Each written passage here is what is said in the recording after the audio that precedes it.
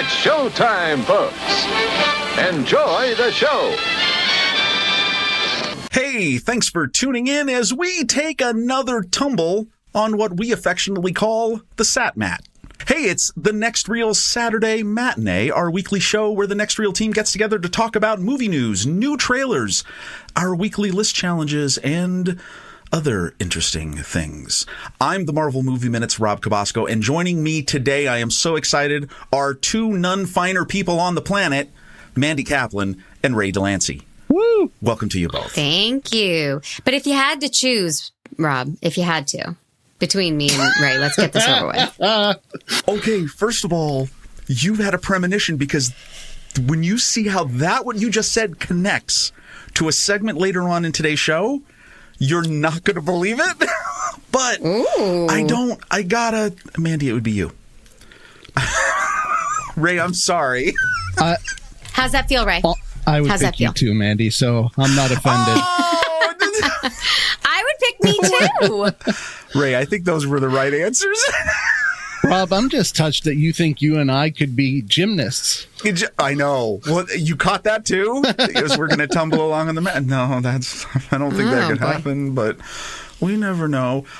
So we got some, I think, some fun things to talk about today. You know, this is going to be one of those episodes where I think we're going to have some fun. Obviously, as always, we welcome all of our listeners across the globe. We're going to start right off with some news. Okay, so we had tons of news articles, a lot of different interesting casting topics, a lot of superhero stuff, which I know, Mandy, you'll eye roll us on this. But we're going to start off with No eye roll, eye roll. Okay, very good. The first one I thought was really interesting is there was a Movie Web article here about Michael B. Jordan being sought for the Scarface remake. Right. What is up with that? Okay, I want to preface this by saying that they've been talking about doing a Scarface remake for quite a long time now. Scarface, at least the one with Al Pacino, it's okay. It's not really my cup of tea per se. But originally, when they started talking about this remake, Diego Luna was said to be the lead actor that was up for the role of Tony Montana or its equivalent.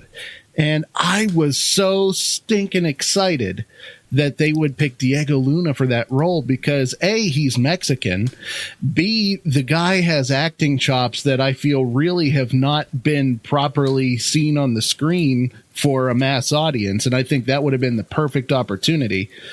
So I was kind of sad to hear that he fell out. But yeah, according to this, rumors are that Michael B. Jordan, who is still not a bad choice, could be up for that role. What are they going to do with this? I mean, is the story going to be different? Is there going to be... people don't tend to think that the 83 Scarface? Yeah, early 80s, yeah. Was a remake. It was Edward G. Robinson film from the 30s or 40s. I can't remember. I actually did not see that one. Ray, with the fun fact. I try. But, and that story was completely different to what they ended up doing with Pacino. So this could very well be different too. Who knows? But I would imagine it'll be different. Good pull. We're going to have a lot of remakes we're going to talk about in today's show. Look at how all the dots connect. I did not actually realize that the Pacino version was a remake. And if that's the case and they can reinvent the story, well then, yeah, there's a ton of things they could do.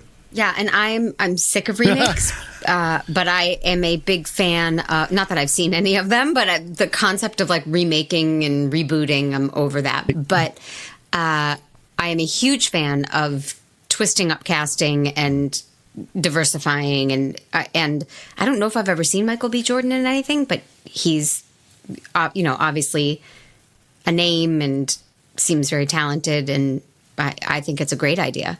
I mean, he's really shown off his chops in Fruitvale Station. Okay. Particularly, I love him in Creed, and he was terrific as Eric Killmonger in Black Panther.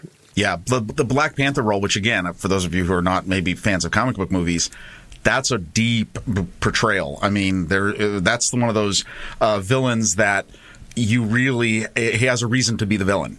And so that performance really kind of, cuts into that. And then, yeah, Creed, I mean, taking on the character, in a Rocky Balboa movie, more or less. No, he's a great actor. And, Yeah, no. Now I'm interested because now that I realize that, if it's already been, the reboot has already been done, well then, the sky's the limit. You can do whatever you want with the character. That could get very interesting. So we've got a couple of stories from Netflix. First of all, Ray, I know you talked about this in our pre-show listing. Netflix has some bad news for fans of a certain genre. Oh, no! The Dark Crystal. Yeah. I mean, and for those of you familiar with that movie, everyone was really excited about Netflix bringing these characters back for a season. They thought it was going to last. It's been canceled after one season. That's unfortunate. Have either of you watched it? Well, No, sir. And maybe that's part of the reason I have not. I haven't either. I love the movie, and the series on Netflix is one of those things where, okay, I'm going to get around to this eventually, and eventually just hasn't gravitated toward me yet. The world moves quickly, apparently, when it comes to numbers and budgeting, which we are seeing that in real time. I'm going to stay on with the Netflix, though. We also had another story come on, and for those of you who are Aaron Sorkin fans, we've got some great news. They just dropped a full trailer for The Trial of the Chicago 7. Looks fantastic. If you're at all aware of this is the basically it's going to be a film about the story of the 1969 trial of the defendants that were charged by the federal government for basically organizing the protests in Chicago at the 1968 Democratic National Convention in the United States. And if you're a fan of Aaron Sorkin, his movies and his series are well known for their deep, gritty, intense dialogue. This looks like another one of those. And do we all agree greatest courtroom scene in history, A Few Good Men? Oh, of course. So the idea that he's in a courtroom again, I'm like tingling with anticipation. Tell me about it. I love that movie. Oh. And as typical, Sorkin, you put Sorkin's name on it, it brings together this amazing cast. We've got Michael Keaton, William Hurt, Eddie Redmayne, Frank Langella, who I've been a fan of for years, and it's great to see him play this what looks like to be the role of the judge in this. Yes. Joseph Gordon-Levitt, I mean, fantastic cast. So, and it's... I've never heard of any of those people, but they sound really lovely. Michael Keaton. And just looks really good. This looks like it is going to debut. Now we're gonna talk about this again. Another thing we're going to see is movies now are having limited theater releases for a very short amount of time. This is where we are right now, and then they're going to whatever streaming service of their choice or of their production. This looks like it is going to debut in select theaters on September 25th, which was yesterday. Which was yesterday. And then we'll stream. If you say to yourself, oh, wait, I miss it, that's okay. It's going to stream on Netflix on October 16th. And if you needed more reason to see it, the Next Reel Film Board will be talking about it that weekend. Oh, thank you for that. Well, this movie is highly important. There we go. Now, okay, I'm going to do another little segue here. Speaking of Eddie Redmayne, who is in this movie, has just been announced that production on his next film has resumed shooting. That's right, Harry Potter fans. Fantastic Beasts 3 has finally resumed shooting. Plagued, obviously, by delays due to COVID. But good to see that production is underway. I did see the first two. I love the first one. I'm still trying to figure out the second one. But it's okay. And, obviously I do want to see where the story goes and where those characters go. So, And do these movies do as well as Harry Potter? No. Wait. Okay, let me correct that. Fantastic Beasts, I think, did fairly well. Not as big as the best Harry Potter films. They were far from failing. Yeah, they didn't fail, okay. But they're not. But I mean, not the height of Harry Potter. Right. No. Mm-hmm. And I don't think there was that expectation either. I mean, so it's going to be interesting to see where this goes. But obviously, the good news is we've got major productions that have resumed producing movies, which is good news for all of us, considering that some of the movie news lately has not been great. Okay, so we talk about development purgatory / hell for a lot of different productions. If you're a fan of Star Trek, let me tell you that there were some really interesting, conflicting news stories in the last week or so. For those of you who don't know, Basically, you all probably know Star Trek, right? And J.J. Abrams had rebooted Star Trek back in 2009. But to somewhat really good success. They've had a variety of movies. They've made 3 movies with that cast. There was talk over the last few years that there was a 4th Star Trek that was in production, bringing back Chris Pine, maybe even Chris Hemsworth, a whole bunch of different people.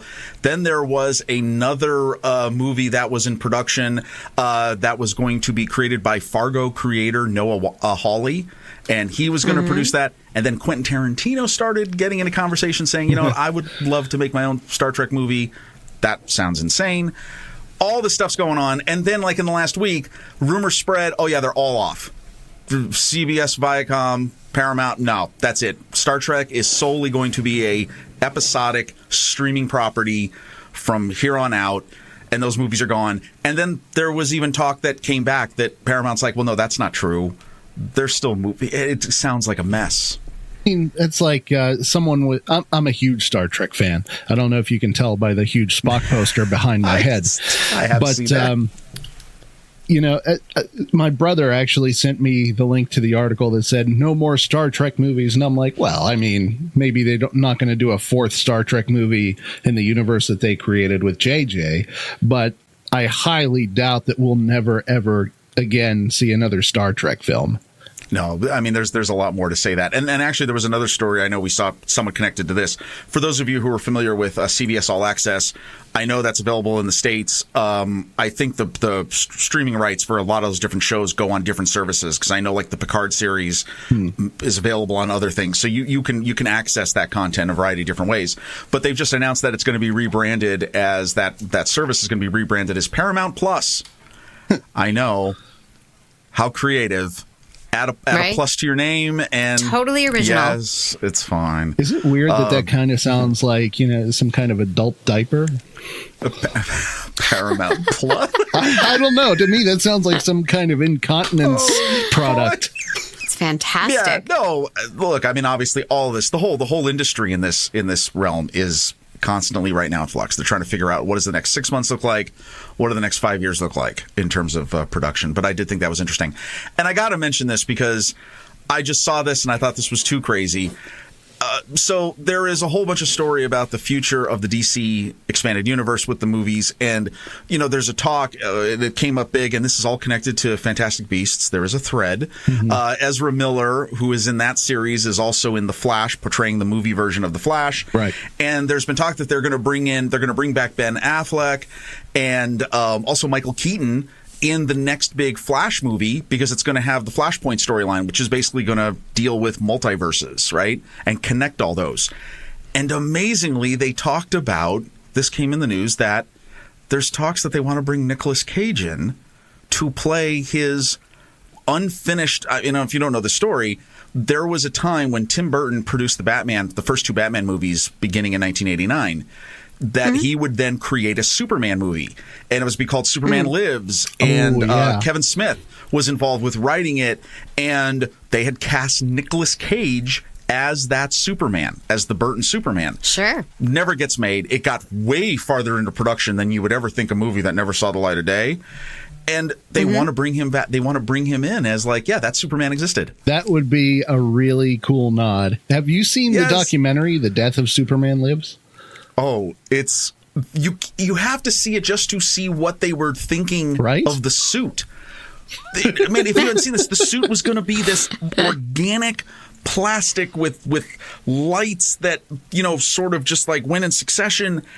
It was going to look like nothing you had ever seen. And Nicolas Cage was going to play it with like the black mullet on his head. His hair was going to be crazy. It was the most outrageous thing ever. Like, I don't even know what that would have been like in the 90s, seeing that take on it. And it was going to be, and wow. if you watch the whole documentary, there's a whole story about it was going to be Brainiac, or what they were going to have, like a spider. Right.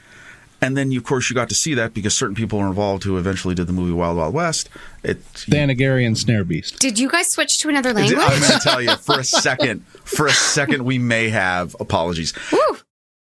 Nicolas Cage back in the Superman outfit. It's 2020, everybody. That's where the world is. So I have personal news, like a personal news update. Absolutely. Sure. And it has nothing to do with adult diapers. I was going. Ray blew that, but I was going to announce that. So my son, who is now 10, who has always just said, no, I don't want to watch Marvel movies. I don't like violence. I'm not really into it. And I'm like, okay. Heard about Chadwick Boseman from Friends and decided I would like to see Black Panther. I want to see that because I've heard about this. And is now completely addicted. And he started from the beginning, and he's going through the Marvel canon. So I thought you guys would be gateway proud. drug. Oh, He loved Black Panther and Iron Man. He loved Have you Iron watched Man. any with him? What now? I think I'm cutting out. What? I oh, don't. that was so well done. Yeah, I don't. You're not looking for some quality time? I mean, you could watch. He's done Iron Man. He's right at the beginning. Yeah, you know, what I'm looking for in a pandemic where I've been quarantined with him for 7 months is more quality time. My husband is watching the Marvel movies. All right. Well, there you go. Well, that's a loving spouse. Nice. But no, my husband likes it. Yeah, okay. All right. There you go. Well, you're going to hear a lot more stories then, because when he gets to like Hulk and he's going to get to Thor and Avengers. He didn't care for Thor. Whoa, wow. How many has he watched? This escalated quickly. I'm telling you. We're in a pandemic, Rob. Black Panther, they're going in some order. So I guess Iron Man was first and then Thor. Yeah, that's close. Yeah, he's getting there. How old's your son? They looked it up.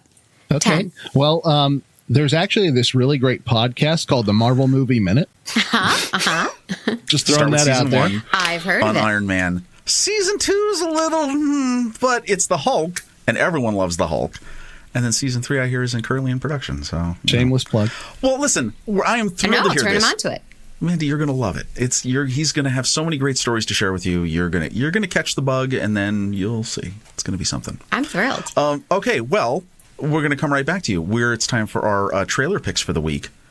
Mandy, you had a great movie.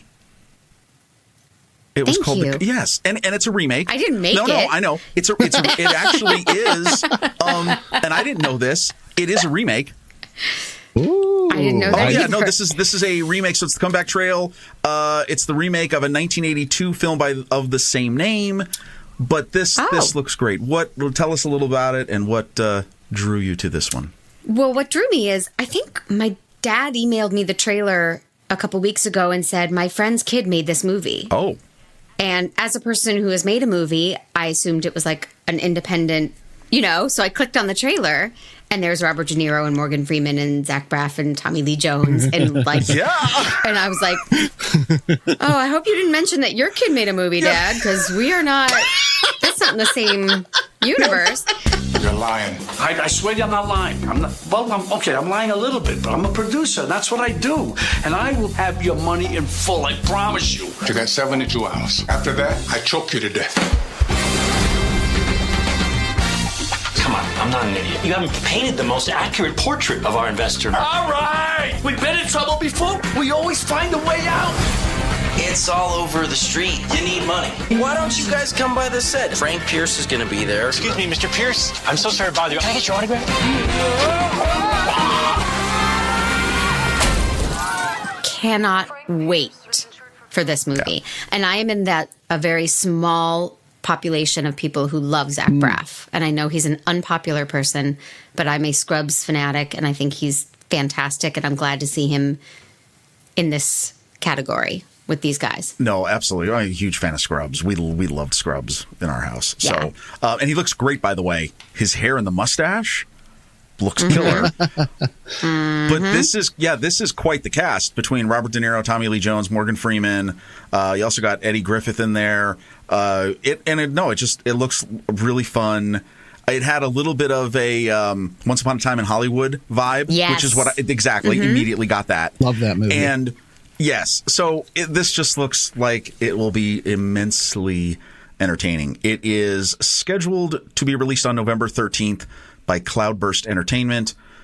What happens if that happens or how that happens, well, you'll have to check the internet and see what happens there.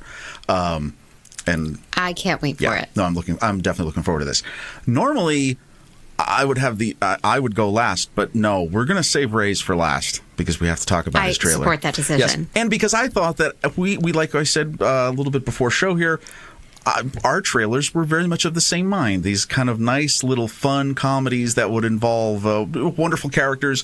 My selection for this week was Then Came You.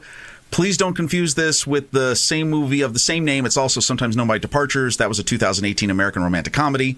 This is not that movie. This is an upcoming American romantic comedy, film directed by Adriana Trigiani. It is from a screenplay by Kathy Lee Gifford. And you'd say to yourself, wait, do you mean that Kathy Lee Gifford? There's not two. It's that Kathy Lee Gifford. And it's also starring her, starring also Elizabeth Hurley and Craig Ferguson, which immediately right there, and how I found this trailer was my good friend Kyle Olson from the Marvel Movie Minute sent me this at the beginning of the week, and he said, Rob, I found your trailer. He knows me. And I opened it up and I went, because Craig Ferguson I love. I'm totally happy to admit that I have a bit of a crush on Elizabeth Hurley, and I have had one for many years. Sure. And also on Kathy Lee Gifford. I'm not going to lie. Okay. We have to draw the line somewhere. Oh, that fourth hour of Today's Show was wonderful for many years. There's nothing. And for those of you if you're listening, what are you talking? There's one of the American morning TV shows is the Today Show. Kathy Lee Gifford co-hosted it with a person. It was a riot. If you say so. Is this your first time in Scotland? My first time anywhere, really. I've never seen anything except through the movies. Oh, wow. Didn't know Mel Gibson was having a yard sale. Good morning. So much more beautiful than the pictures. Annabelle, this is Claire, my fiancée. And is your husband here with you? No, he passed away a little over a year ago.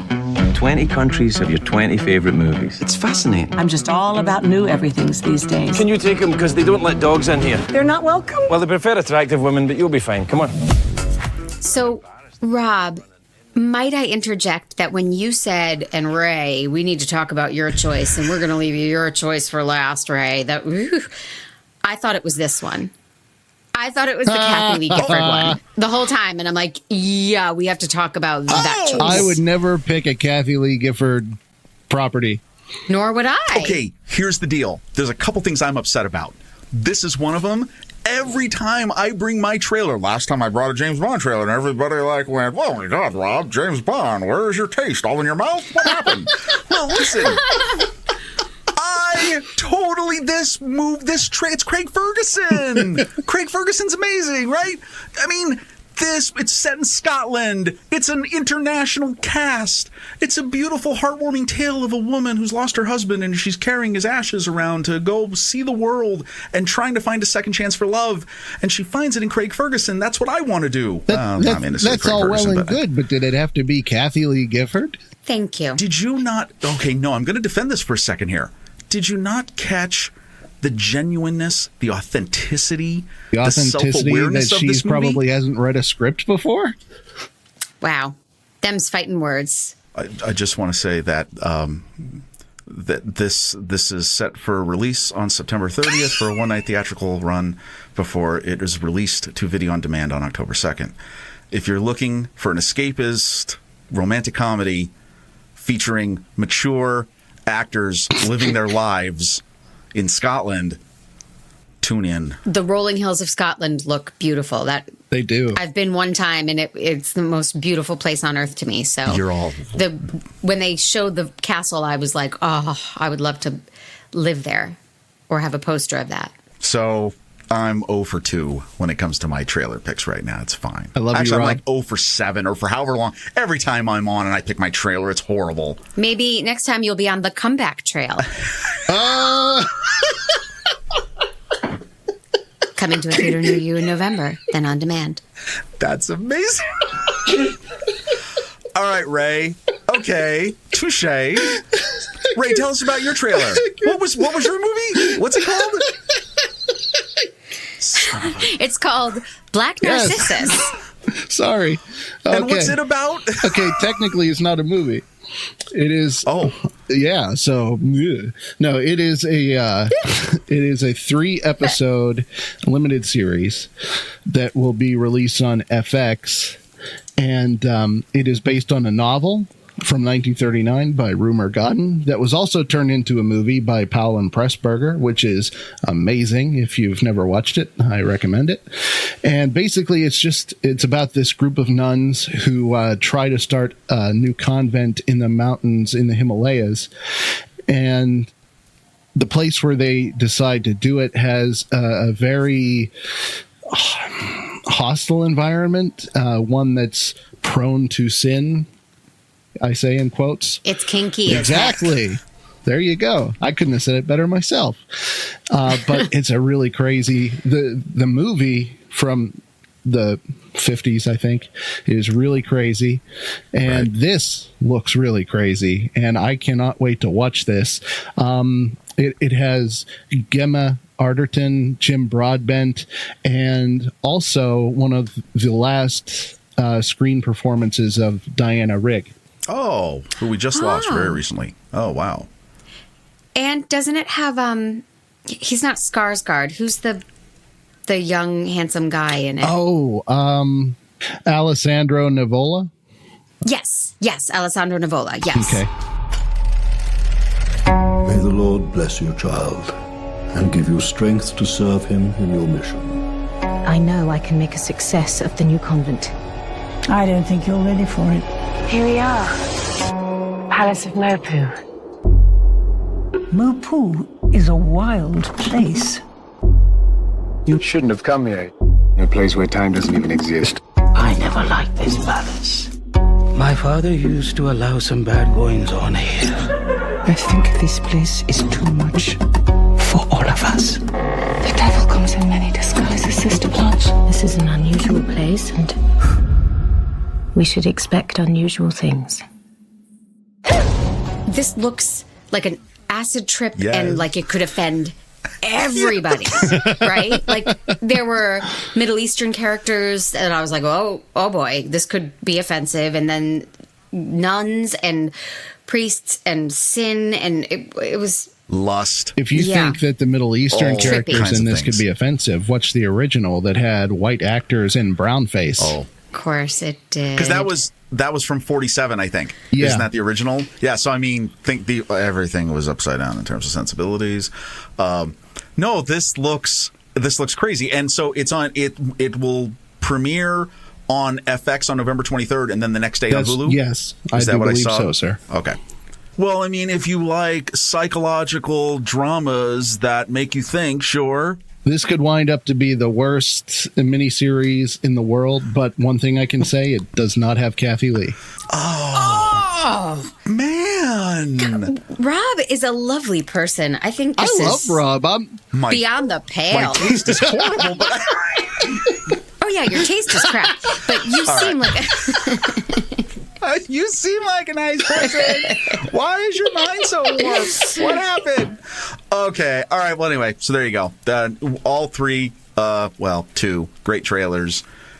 There you go. And look, here's the cool thing is this stuff's coming up. Like, this isn't stuff you got to wait like 6 months to see. No, it's coming up all in the next few weeks and a month and a half. So there is some good stuff coming to spend your eyeballs on. So that'll be good. The joys of a pandemic.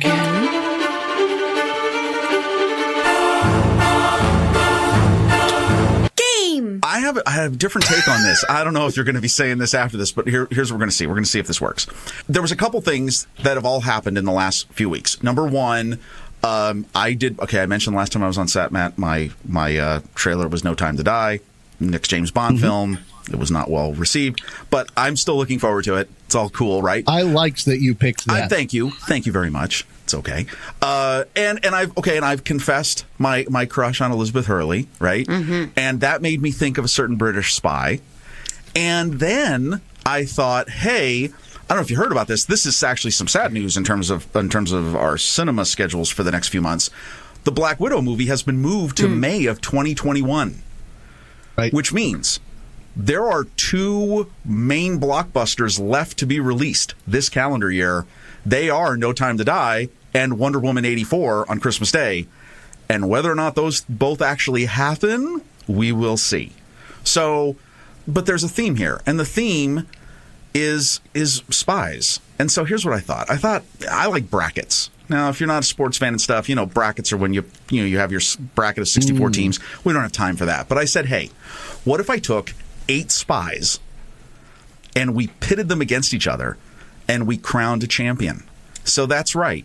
4 women, 4 men, all intrigue. Who will be the champion of cinematic espionage? Listeners and fans, I give you Tournament of Spies.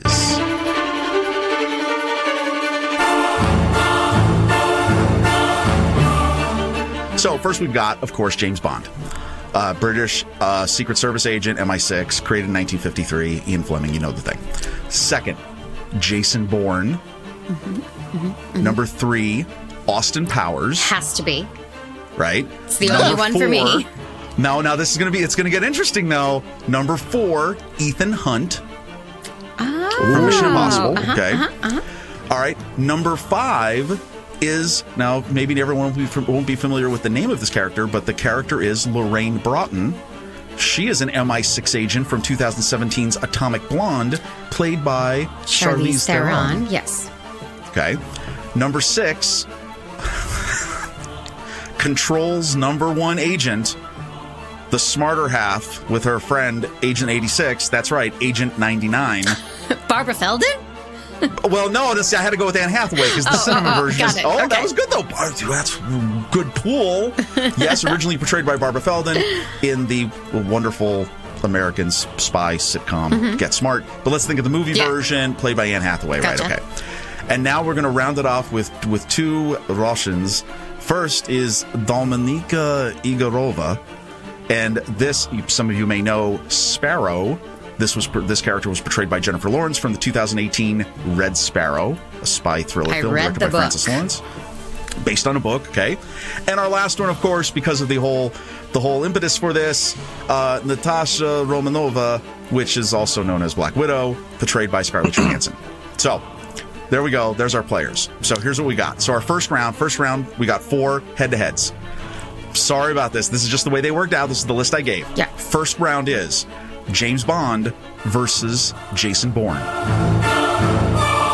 What's the criteria? Our preference?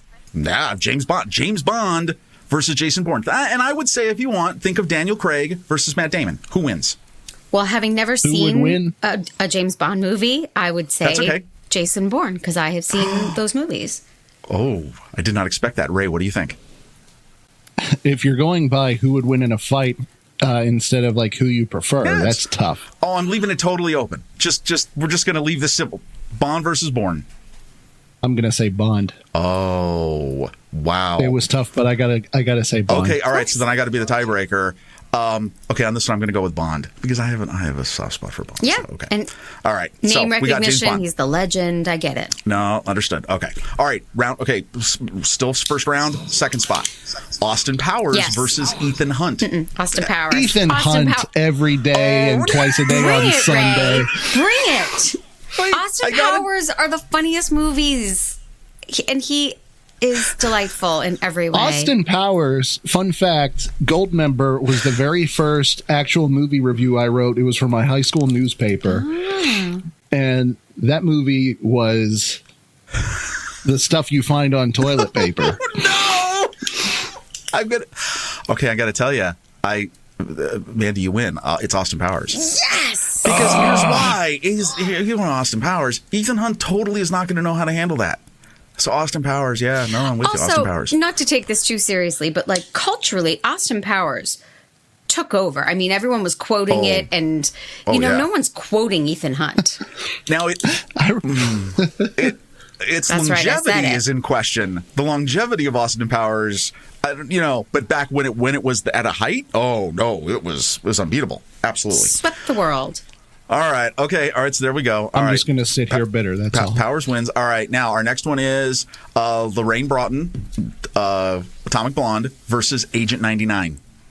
So this is Charlize Theron versus Anne Hathaway. Well, no one likes Anne Hathaway, and everyone loves Charlize Theron, so I'll go Atomic Blonde. Ooh. Me too. I'm going to agree with you on that. I'm not going to can agree with you because I like Anne Hathaway. Anne Hathaway's fun. Les Mis. I mean, come on. I've enjoyed her performances. I'm trying to be positive. Yes. That's not my MO, Yes. Rob. All right, Broughton. Okay. All right. She wins. All right. And finally, for our first round, Dominika Igorova versus Natasha Romanova. You just chose these so you could pronounce those names over and over. Every once in a while, I drop Russian accent. I try to see what happens. I watch too much of Agents of Chaos currently on HBO Max, and this is where I am. It's more Hungarian, Rob. Yeah, I know. It is. That's the blood in me. Good call. Yes. All right, so what do we think? Sparrow, Black Widow. Widow. Yeah. I'm in agreement on that. All right, this is awesome. All right, so here we go. Second round. James Bond versus Austin Powers. We know where I lie. That's not a phrase. I honestly don't know on this one. Oh, I hope everyone's listening is like screaming right now. Why would you do this?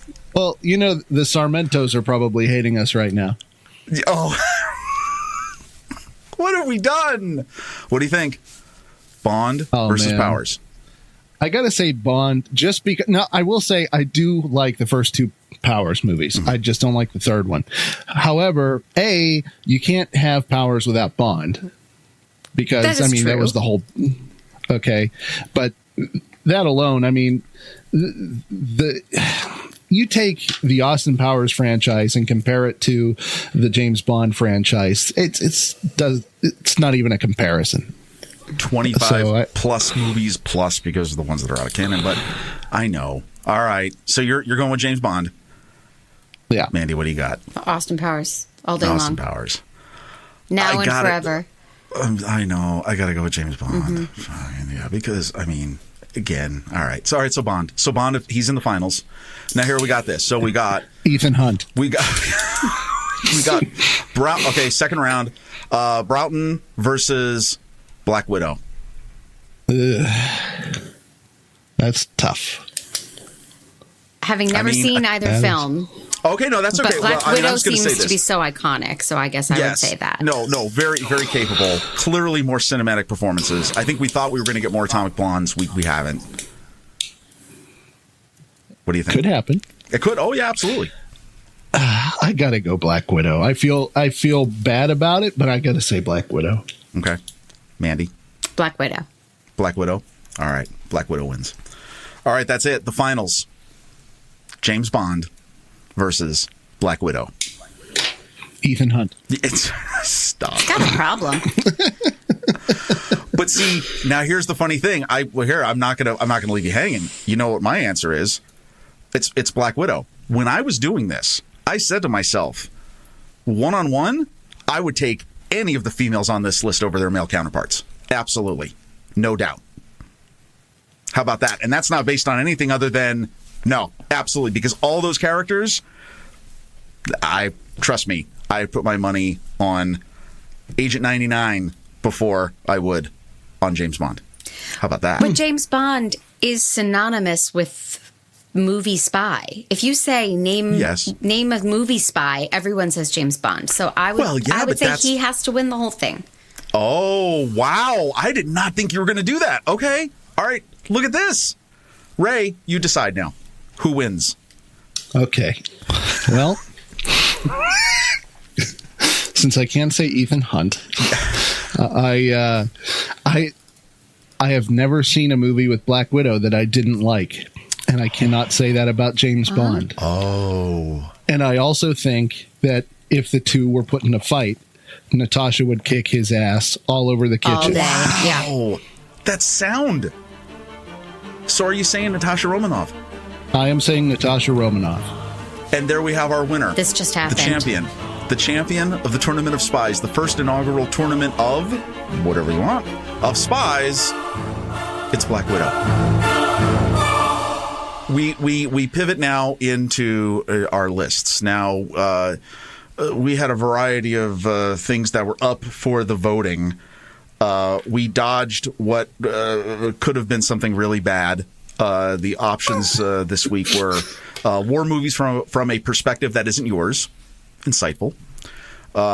There was classic movie chamber pots. Come on.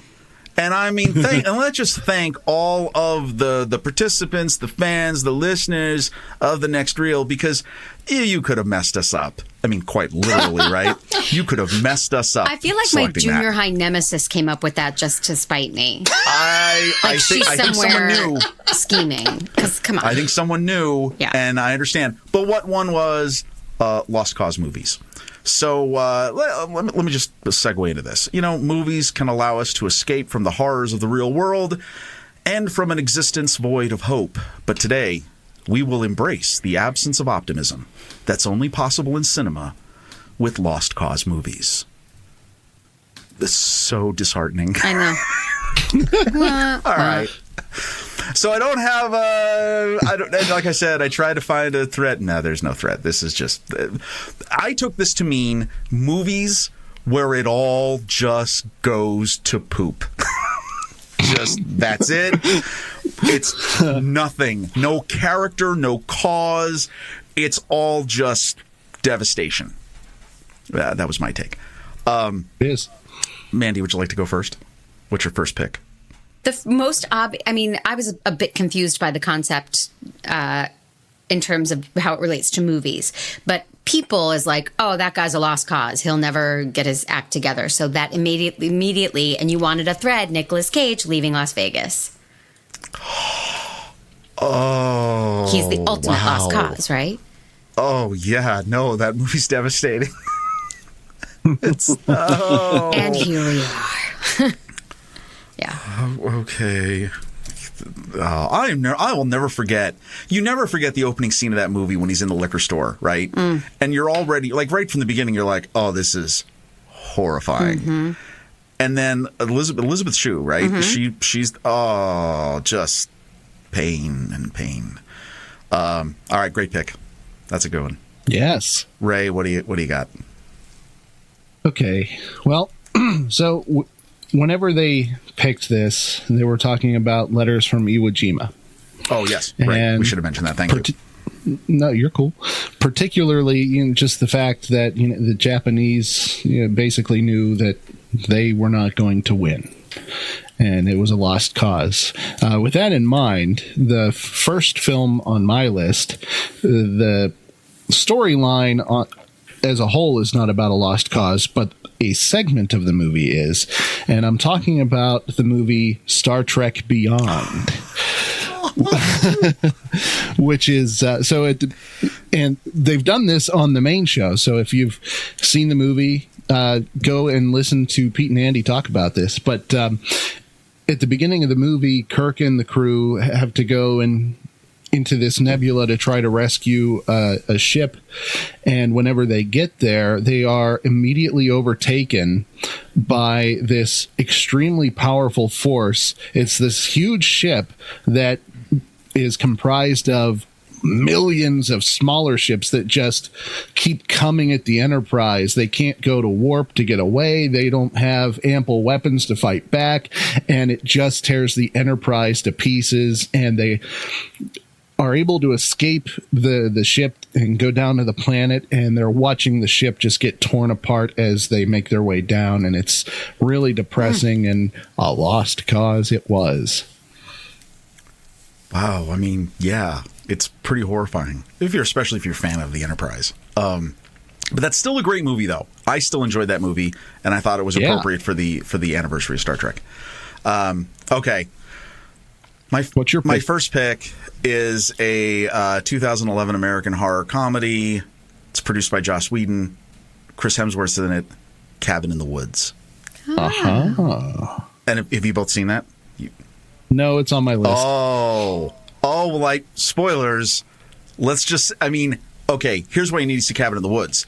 If it is a movie inside a movie that is inside a movie that just goes into the horror tropes of horror films, right? I mean, just and deep into it. I have one of those like illustrated books, like the illustrated encyclopedia of all these different movies that come out. They did one for this movie. There is so much hidden in this movie in terms of movie monsters.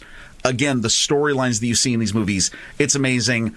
The ending will surprise you if you have not seen it. bit of a lost cause. So that's my first. I guess we should say, if you're listening to this and we name a movie, spoiler alert. Oh, most likely. And I saw you. I didn't spoil anything. I spoiled nothing. Oh, I love so you, man. Totally. Oh no, you're all good. You're totally good. Yeah. Now again, and I should mention this movie is a hard R for its violence and stuff. So your mileage will vary. But if you're interested in seeing some interesting things done to the genre, Cabin in the Woods. All right. Boom. Next, number 2. Mandy. Titanic. Need I say more? Oh. And you know why? It's because what's wrong with that woman? Throwing the diamond and that I can spoil because, come on, if you haven't seen it. What the heck? Could she have not at least given it to the guy who got her there so she could make peace with her past? Okay. Have you seen the alternate ending? Yes, I know. It's exactly. That's where I was going with that. Man, did you know there's an alternate ending? I did not. Oh, yeah. Where the ship doesn't sink? No, it's not that. There's a totally different thing that happens with the diamond. But let me just say that the way they did it, it's beautiful. Oh, I cried so many times seeing that movie. Yeah. 1997? 97. Oh. December 97. And it is, yeah. I mean, especially because there was clearly room for both of them on that piece of wood. That's also ridiculous. Didn't they Mythbusters do that? Where they actually went into it and they were like, there was totally enough room for him. Ouch. Well, he didn't have to die. So you two are married, right? Yeah. I'm not sure at this point, but yeah. For I argument's think sake. that you'll both agree the exact same thing happens on the bed. Someone hogs the bed and kicks the other party off. That's all I'm saying. In my marriage, that's my cat. There you go. But there was no cat there, so Rose was like, meow. My spouse is the boss. That's all I'm going to say. Margie, I hope you're listening. I love you. All right. That's a yes. All right. Good pick. All right. Ray, number 2. Number 2 for me is not a lost cause in the sense of Letters from Iwo Jima, but it is a lost cause that speaks very deeply to my heart. 1996 Disney movie, The Hunchback of Notre Dame. And it's a lost cause in the sense that our hero, the bold and noble Quasimodo, voiced by Tom Hulse, is in love with this girl, Esmeralda, does everything, gives her the world, tries to get her out of danger, and he does multiple times, and in the end, she leaves him high and dry for the good-looking captain. So, you know what? Screw you, Esmeralda. Jeez. Yikes. I believe that is one of the most underappreciated Disney animated films from that decade. My favorite Disney movie. The music's amazing. There is so much. They did such their homework on that. Like, there are parts of the Latin Catholic Mass that are interwoven within the music of that movie. I mean, it's absolutely unbelievable what they did in terms of their research. And they've tried in the past, I don't know if you know this, it's been adapted for a Broadway show many, many years ago, and I forget where it was. It was one of an Eastern country and stuff. I think that it was running in, and their plans were to bring it back. There was a plan to have it debut on Broadway before the current times. So that plan, I'm sure, has obviously been delayed. Okay, and you want to know how crazy this is? My second pick? Crazy is it? My second pick is also a musical, and it's a musical of lost love. And I know when I say this, you're all going to go, "This is what you picked for Lost Causes." Yeah, I picked the 2016 American music romantic comedy La La Land. Because I thought when we saw La La Land, which there's parts I enjoyed, there's parts that I didn't, but I saw it as it's a tragedy. Yeah. Completely. It was kind of a bummer, actually. The lost cause of love. And there is nothing more lostful than that, I would assume. Lostful?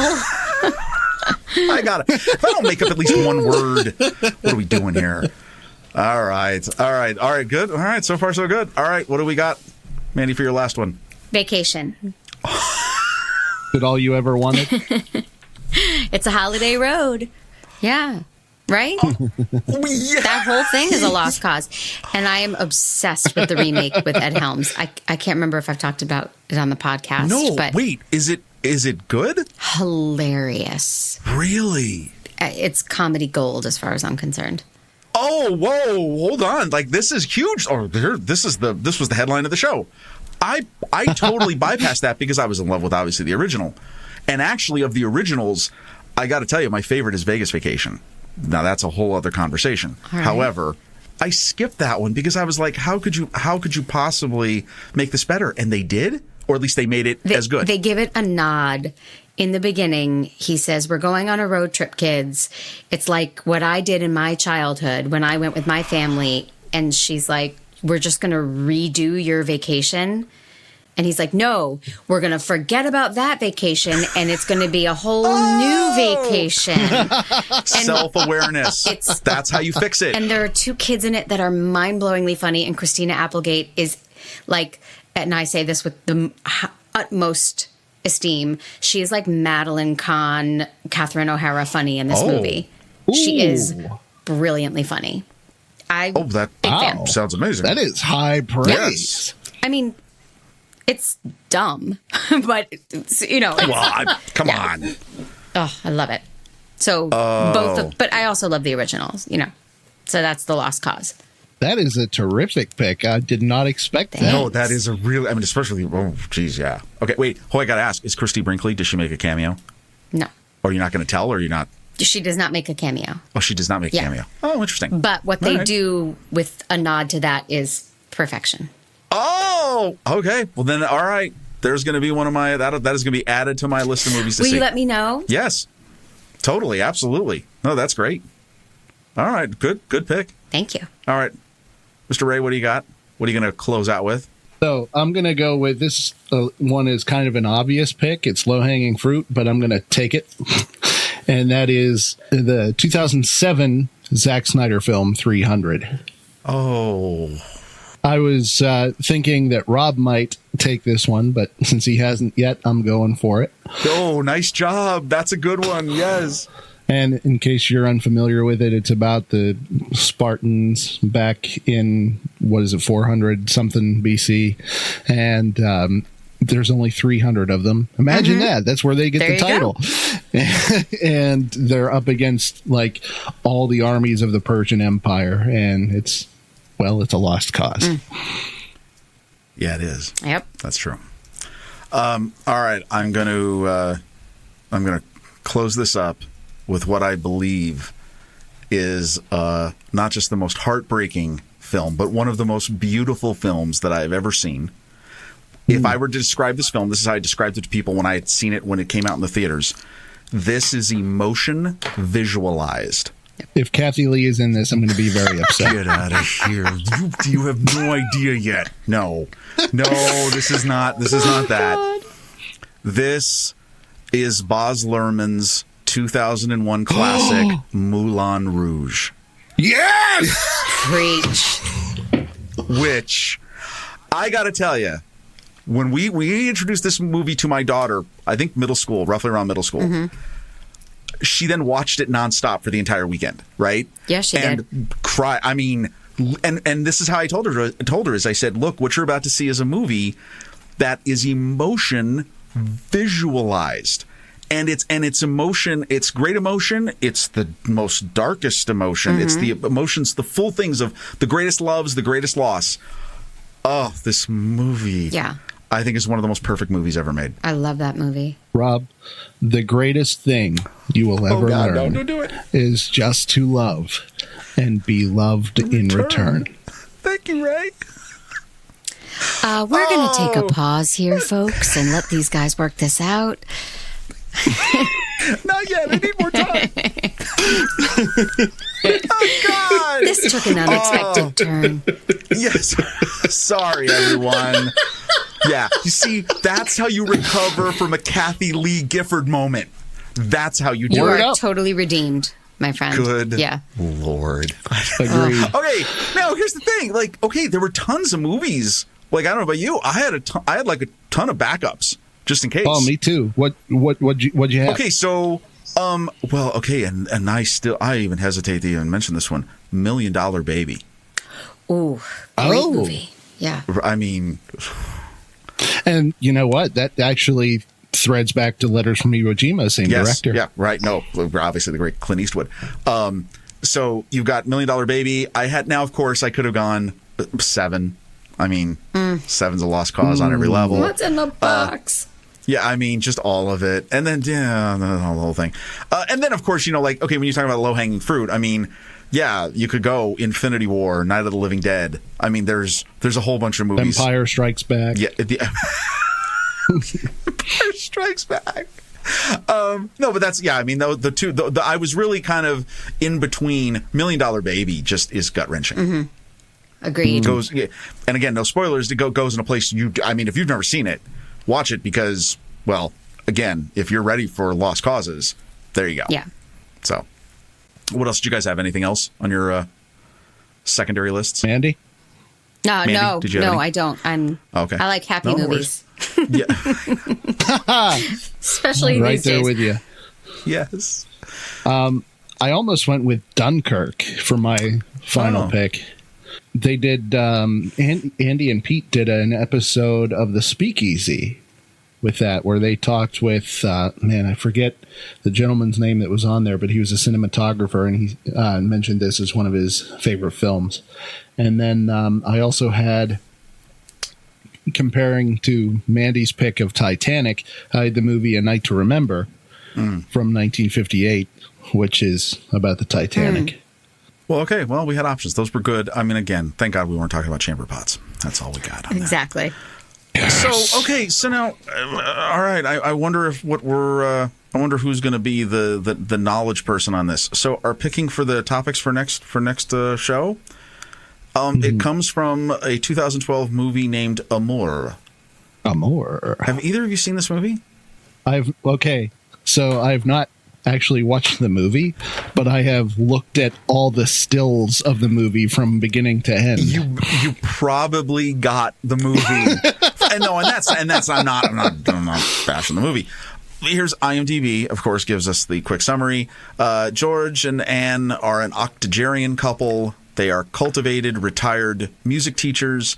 Their daughter, also a musician, lives in Britain with her family. One day, Anne has a stroke, and the couple's bond of love is severely tested. Mm-hmm. Music teachers.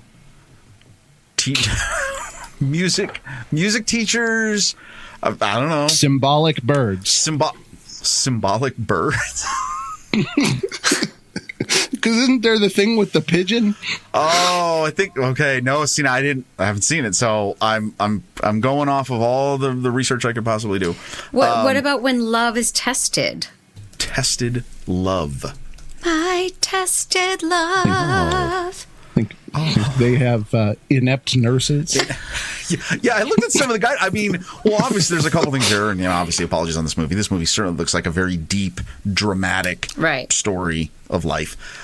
So obviously there's an issue here with nursing and the care of happening, and obviously there is octogenarians, strokes. There is obviously mortality, slow death, all that kind of stuff. All really great, positive. Yeah. Hooks that you can't wait to make a list of. We're in the end of the year times here at the next reel. We're going from lost causes to slow, agonizing death. I don't know. Tested love. I like tested love is good because it leaves it open. Mm-hmm.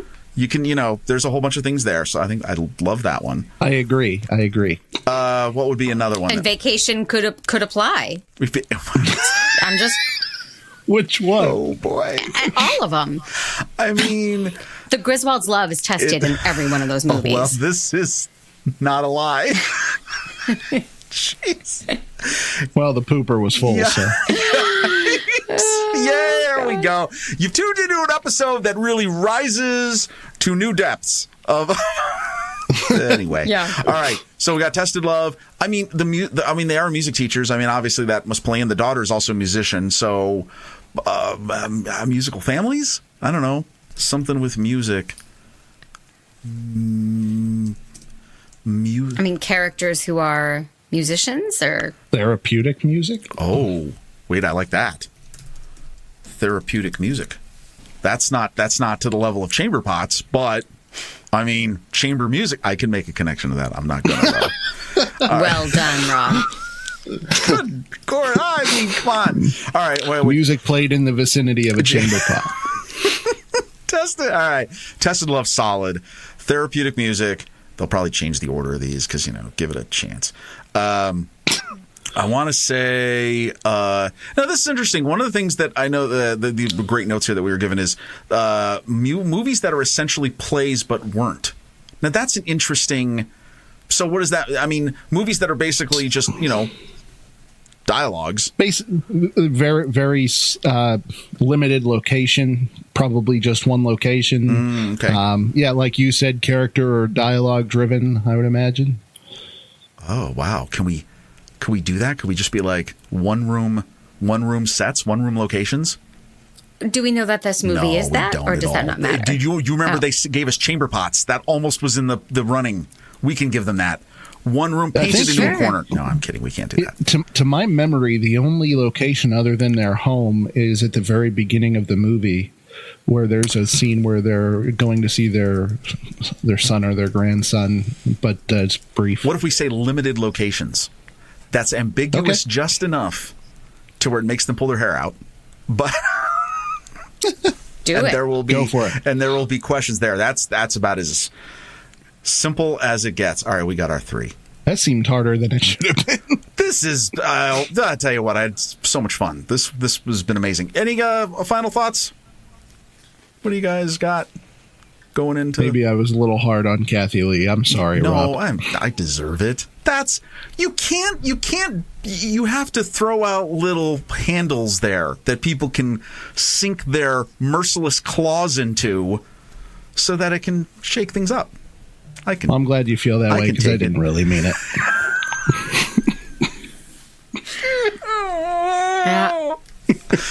Boy, I tell you, it's good. Mandy, what you got? Anything looking forward to? I'm looking forward to vicariously experiencing the Marvel universe through my son. Ooh. That's great. I'm not going to lie. And once again, if you'd like to learn more and to go into a real deeper dive, begin with season 1 of the Marvel Movie Minute, where Andy and Pete dissect. Thank you, Rob. I'll send him right there. Oh, there you go. And then once he does that, then he'll go into the astonishing story of the Incredible Hulk. Ed Norton. I mean, it's amazing. All right, anyway, that's cool. Enjoy that. You're gonna have a great time. Ray, what do you got looking forward to? I am currently doing different horror series that I've never watched before. I just finished the Jaws series. I'm moving on to The Purge, and then Happy Death Day, and then who knows? Yay! Is that a tradition? Okay, so like films, like for us, yeah, as soon as October hits, and again, this is, Halloween is become a juggernaut. I mean, not just in the United States, but a lot of different places. We always try to, like on the weekends, we'll watch a couple of horror films. Like that's what we'll do like throughout the month of October. Do you guys do that? And if you don't enjoy horror films, I mean, obviously, yeah, your mileage will vary on that. But is there any movie like in particular you look forward to watching this time of year or close to it? Halloween. Well, Halloween, the classic, the original. I like horror films. I like really good horror films. Right. But my husband is completely terrified and anti, and can't even watch a trailer for one. So we don't really have those in our house. I understand. That's how I went needles. I can't look, so don't worry about it. Oh, okay. I would go Exorcist though. Does that count as a horror? I mean, that's good one. Yeah. Oh wow. When I want to be creeped out, that's the one. Oh yeah, that's obviously the classic. And I think actually our daughter, we're going to watch 7. That's going to be in the rotation for October. So fun times ahead, everyone. Mm-hmm. Can't be scarier than with the real world. All right, so we have so much fun doing these lists and taking on these challenges. If you'd like to vote in next week's list challenge, head over to the Show Talk channel in the Next Reel Discord community, and you can lend your vote to the chaos that is list picking and movie sabotage each week.